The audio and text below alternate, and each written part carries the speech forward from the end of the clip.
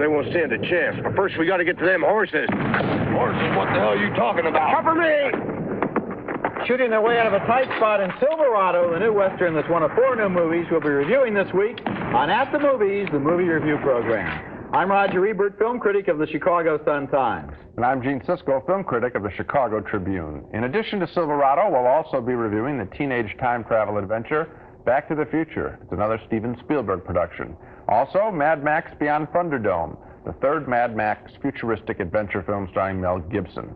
But first, Roger begins with an adventure film set not in the future, but in the past. It's set in the past, all right. That moment in movie history between the introduction of horseback riding and the obsolescence of the brass brassiere, known as sword and sorcery. Our first movie is named Red Sonja, and this one gets the prize against some very tough competition as the single silliest sword and sorcery movie since The Black Shield of Falworth. This one is so inept there are times when it's actually fun, especially when the actors struggle through dialogue that sounds like they've already read the Mad Magazine parody of this film. The movie stars Bridget Nelson as Red Sonja, a woman warrior who embarks on a crusade to avenge the terrible deeds done to her by an evil queen. And in this scene, Arnold Schwarzenegger turns up to demonstrate that she'll never walk alone.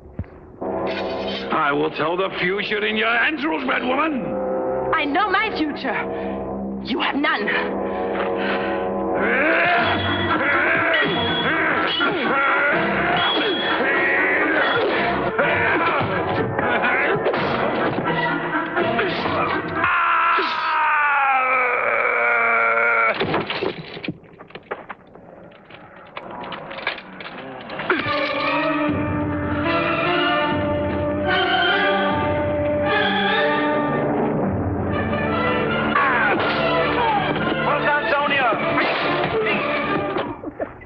Watch out, Sonja! I just love that. Later on, they fall in love, which is a little complicated, since she has taken a vow never to love a man who cannot defeat her in battle. And, as Arnold argues, not unreasonably, if he defeats her in battle, there's not going to be much left for him to love. Here's the big confrontation between the 2 women in the film, Red Sonja and Queen Gedren, played by Sandel Bergman. You are a fool. We could have ruled the world together. Now I shall rule alone, and you will die for what you did to me. What I did. You slaughtered my parents like cattle. My brother, my sister. Vermin! What were their lives compared to this? You are mad. The talisman will destroy you.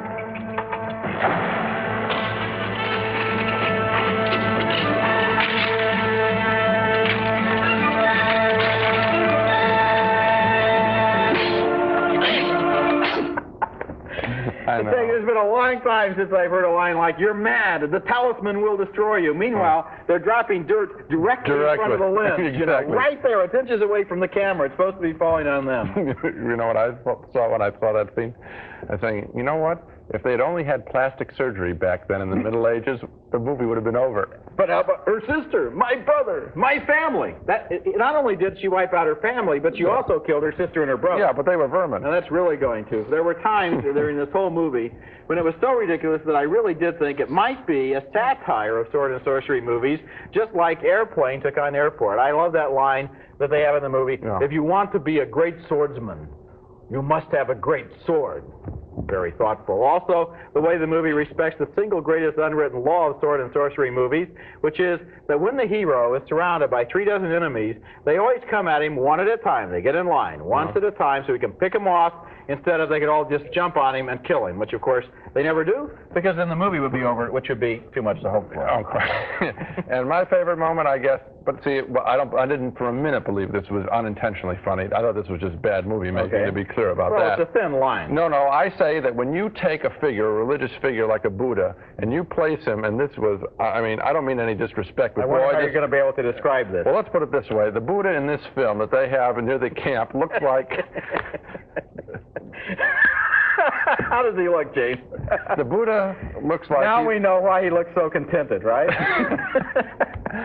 Oh, I guess you got to see the movie. I don't want to say that because I don't see the movie. The Buddha looks like he's going to the bathroom. Thank you very much. Coming up next at the movies, our next film. This is more serious than I thought. Apparently your mother is amorously infatuated with you instead of your father. Whoa, wait a minute. Doc, are you trying to tell me that my mother has got the hots for me? Get my reaction to Back to the Future out right away. Along with a very different Prizzi's honor, this is my favorite film of the summer movie season. If I had the ability to make lighthearted pictures for the teen and young adult market, I'd hope I'd have the ability to make a film as enjoyable as Back to the Future. I really think it's that good.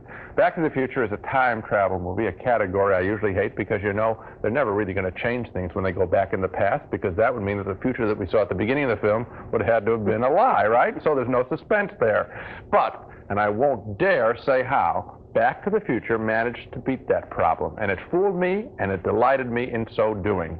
The time travel comes about when a high school kid played Michael J. Fox from the TV show Family Ties bumps into his good friend, a wacky scientist, at the local mall.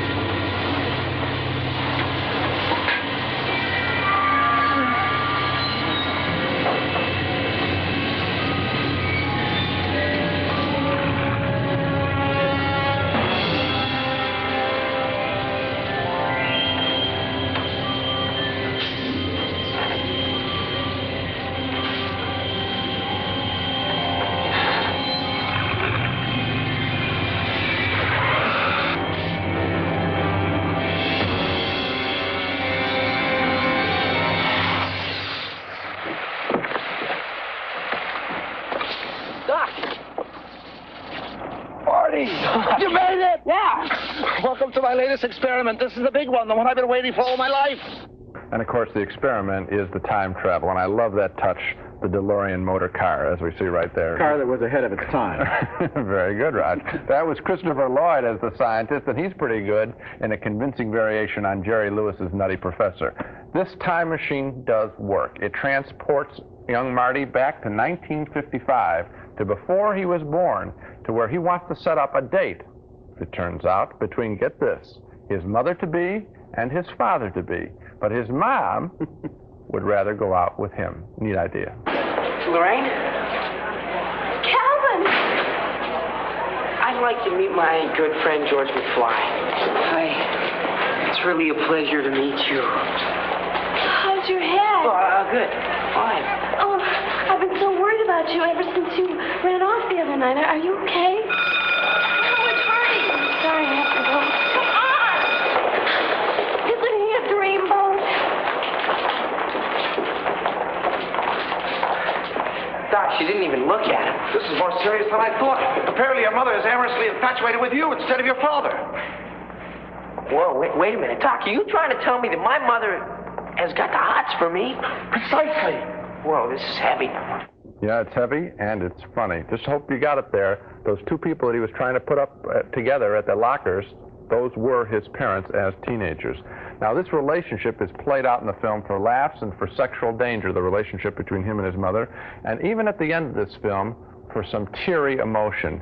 What would you say, if you think about it, meeting your mother as a teenager? What would you feel if you saw your parents as young people? What a thrill that would be. And this film, rather than being helter-skelter action picture, which it could have been, holds on that moment. I credit the director, Bob Zemeckis, for having the sensitivity, the smarts, to make this something bigger than just a laugh-a-minute special effects picture. There's a real heart to this film.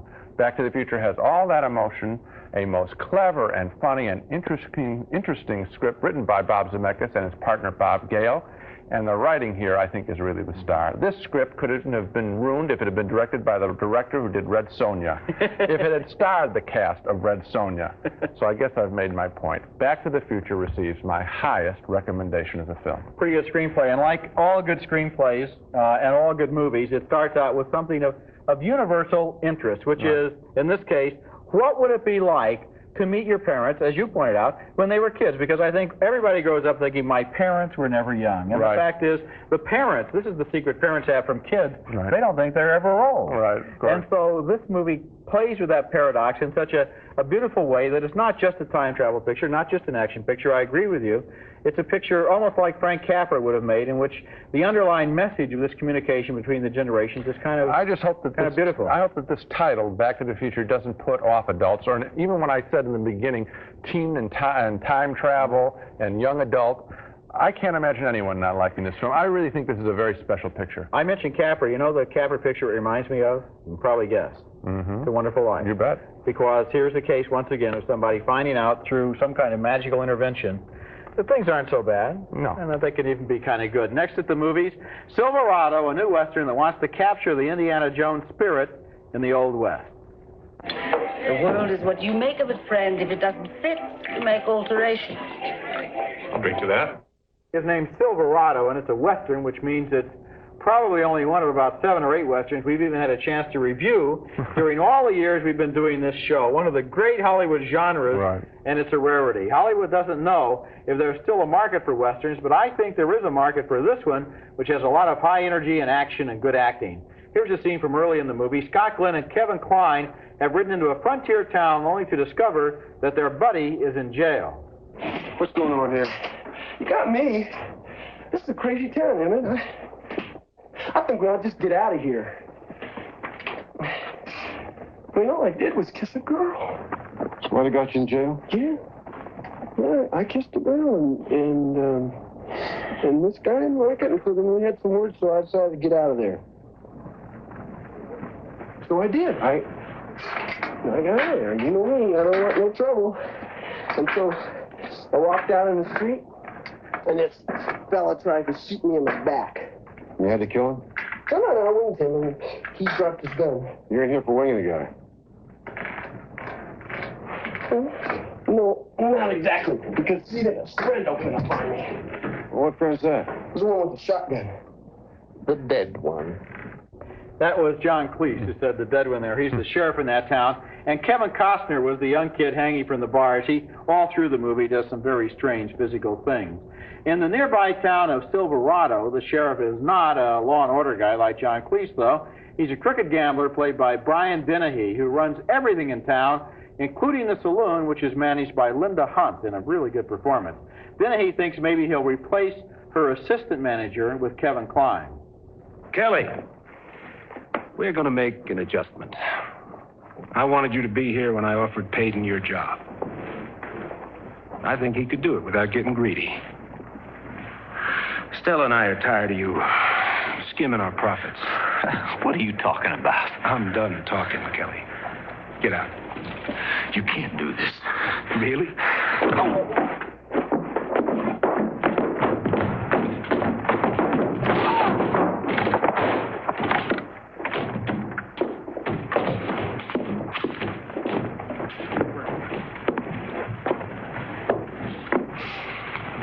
How about it, Peyton? You want the job? So you're an understanding boss. Well, nothing like that would ever happen between us.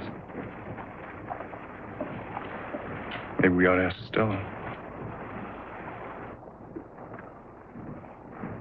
You'd be welcome. No, Kelly, he'll kill you.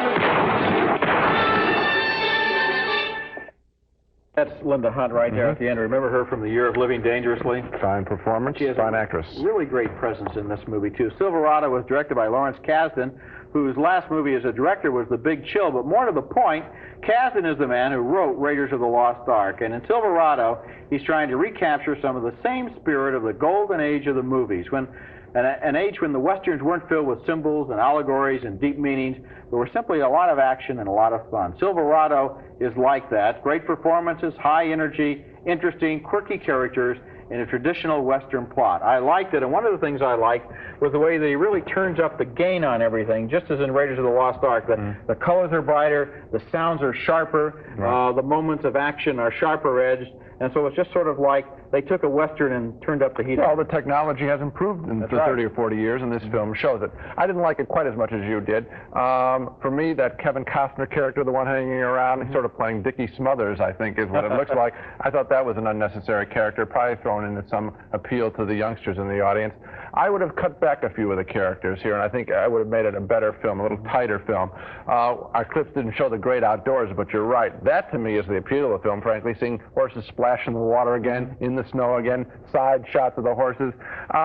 It's okay, is what I want to say, and that's all. Well, I think it's better than okay, but I will say about the outdoors, this movie was shot in America. Right. And oddly enough, that's a rarity for Westerns, because most Westerns are shot, it was shot in New Mexico, most Westerns are shot in Spain in the last 20 years. Because or Mexico. Or Mexico, because it's much cheaper there. And so you get some of the landscape here that kind of rings a bell somewhere in your subconscious, and you remember, gee, that's the same kind of mountain or the same kind of prairie that we used to see John Wayne on.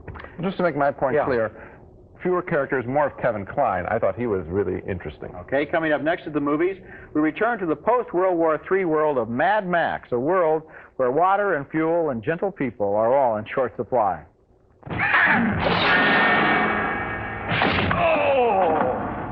Films have been energetically directed by George Miller, but they've been previously known just as action pictures. This one, however, has a lyrical side in the middle and at the end, as well as a great sense of humor and a great sense of fashion, punk style.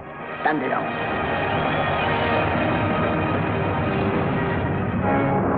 Two men, hand to hand. No jury, no appeal, no parole. Two men enter, one man leaves. Weapons? Anything is possible. Chance decides. Thunderdome. How do I get in there? That's easy. Pick a fight.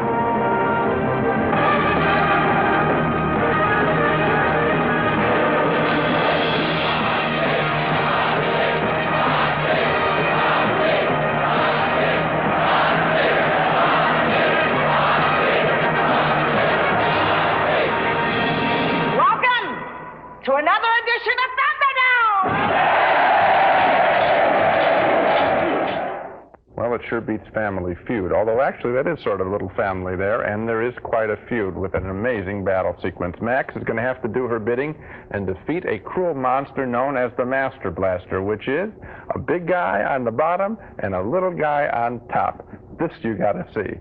Then he's going to serve later in the film as protector to a group of surviving innocent young people before once again he has to do battle, as he always does in his films, out on the open desert road.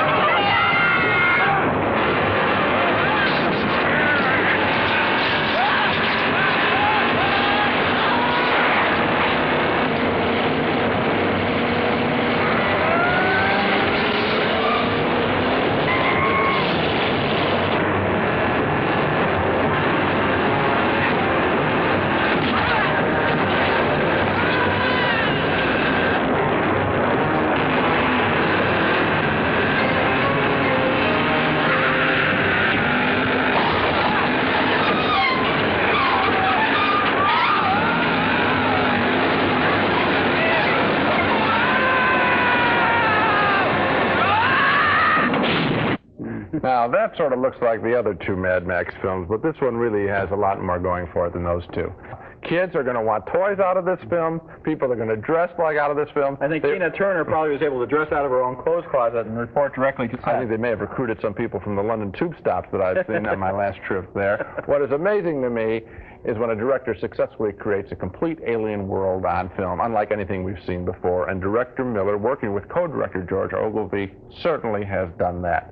Mad Max is his name, Beyond Thunderdome, is a great, violent, fun picture. It is I think it's even better than that. I think it's going to go on my list of the 10 best films of the year. I was overwhelmed by the wealth of new ideas they came up with in the third picture. You'd think it'd be a recycled that's what I thought, yeah. idea. The whole idea of the Thunderdome gives them two things I've never seen in an action picture before: a new place to put the audience, which is over the top of the dome, and a new way to fight by putting the people on elastic bands, so they have a 3- or 4-dimensional, if you will, fight instead of regular punching it out. And then the you didn't mention the power source of Right. Thunderdome, which is methane gas from the pigs who live in the basement. Now, Right. that alone... Well, that was very clever and very, very funny. I also like, remember that film, The Man with the Incredible Two Brains, or Incredible Two Heads? What The was Man that? with Two Brains? I don't know what it was. The Thing with Two Heads? No, with Rosie Greer yeah, and Ray right. Milland. How could I ever forget it? Okay, now that stunk, right, as an idea with somebody Okay, I first. agree with you. Look at how he works it in this film. He's got a big hunk and he's got a little midget. Now the midget's the brains, the guy's the brawn, and it works. It's clever. I mean, this is funny stuff. The big guy that we saw there at the beginning who's giving the rules of Thunderdome. Right. He's like Sidney Greenstreet. This whole world is as rich as Casablanca or as rich as Oz. It is a world that has all of these characters, and now with this one, not with the other two. I can see how they can. I want to see the fourth one, and I don't like sequels. So I guess that's a pretty high recommendation. Guess so. Let's take another look at all the movies we reviewed this week. We both voted thumbs down for Red Sonja, a sword and sorcery epic that was laughably bad. 2 thumbs up, though, for the funny and exciting Back to the Future about a high school kid who visits his own parents when they were teenagers. 2 more thumbs up for Silverado, the new Western with Scott Glenn and Kevin Kline. Had some of the classical Western magic. I liked it more than Gene. And 2 more thumbs up for Mad Max Beyond Thunderdome, an incredibly exciting and original action epic that I think is one of the year's best films, and I guess pretty much a toss-up as to whether you might. Well, I like it a lot, but I'm saying Back to the Future without question. Okay. And Silverado, I'm just sort of giving it a pass, I think, really, because I liked it more than Pale Rider and certainly more than Rustler's Rhapsody. To say it's the best Western around now isn't really that much of a compliment. Okay. That's it for this week. Next time we'll be back with a special program we're calling Sequels Part 2. Sequels Part 2. 4 movie sequels that prove that once was more than enough. That's next time, and until then, we'll see you at the movies.